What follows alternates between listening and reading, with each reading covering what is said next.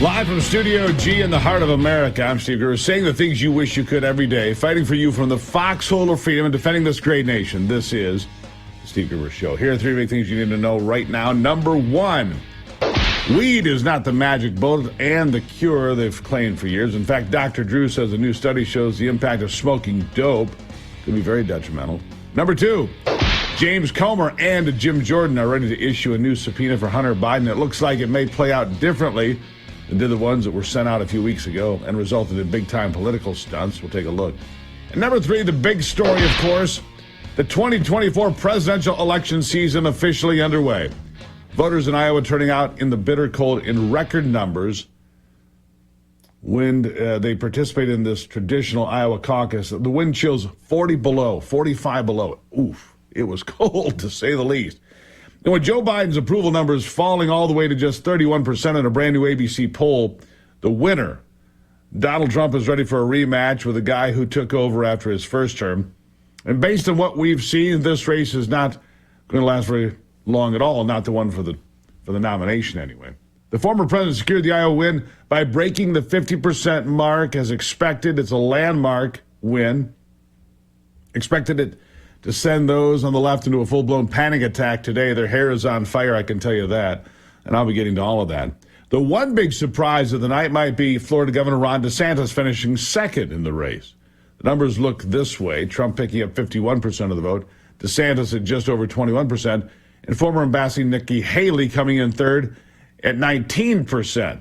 That will also leave the left crying, as they've been pushing the idea in recent weeks that somehow Haley is a stronger, more likable, more electable candidate. Well, that idea went bust in the snow-covered fields of the Hawkeye State last night. So let's take a lap around Iowa in the aftermath of the caucuses.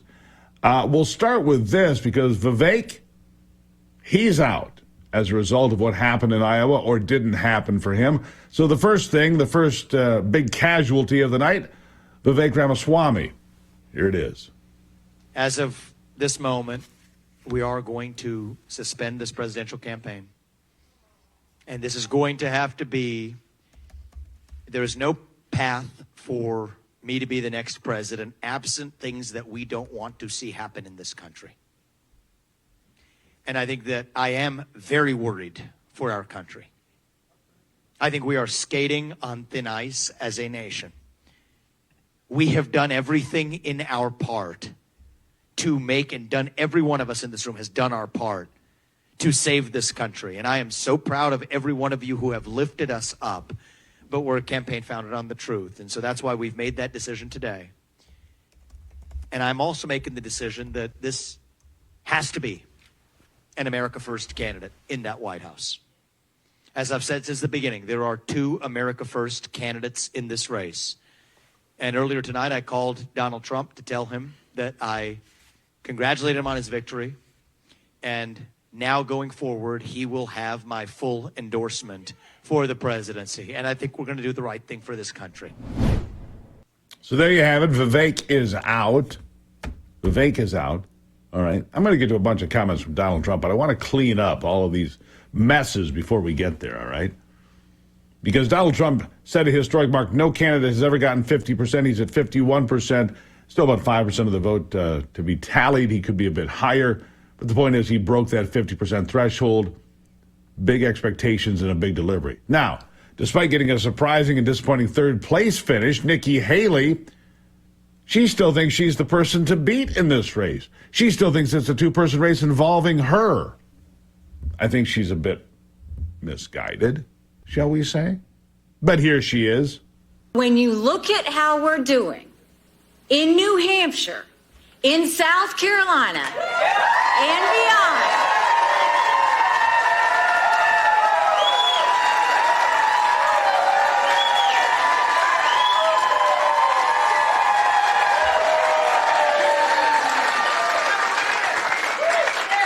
I can safely say tonight, Iowa made this Republican primary a two-person race.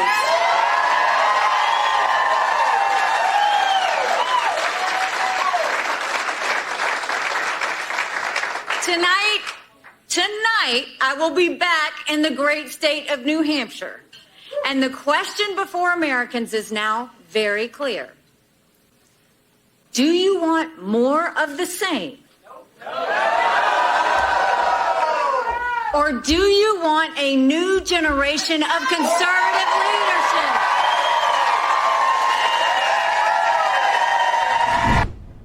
Yeah, there you have it. Nikki Haley thinking that somehow by finishing third when she was expected to finish second, all the polling had said, oh, Nikki Haley's going to take over second place and Ron DeSantis is going to fall to the wayside. Didn't happen, Nikki. Nice way to put a spin on it.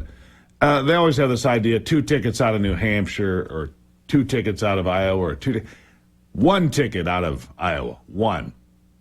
Donald Trump. The rest irrelevant at this point. Now, Donald Trump went on television, of course. Victory speech. CNN refused to let him be heard. He was talking about the border and then was attacked by some twit on the desk, the twit tapper. It's remarkable. The former president, leading in the polling, leading the incumbent president by big margins in all the swing states, and CNN thinks that they have to censor this man. Listen. Way. Jill, baby Jill. We're going to seal up the border. Because right now we have an invasion. We have an invasion of millions and millions of people that are coming into our country. I can't imagine why they think that's a good thing. Donald Trump declaring victory with a historically strong showing in the Iowa caucuses. If these numbers hold, the biggest victory for a non-incumbent president in the modern era for this contest. A relatively subdued speech as these things go so far, although here he is right now under my voice. You hear him repeating his anti-immigrant rhetoric. He did take time to praise his rivals, Haley and DeSantis and Ramaswamy by name. Rather un-Trump-like to do that. Gracious, but perhaps a sign of some message discipline, at least for one night. Anti-immigrant rhetoric. No, he's anti-crime, pro-border, pro-America, America first.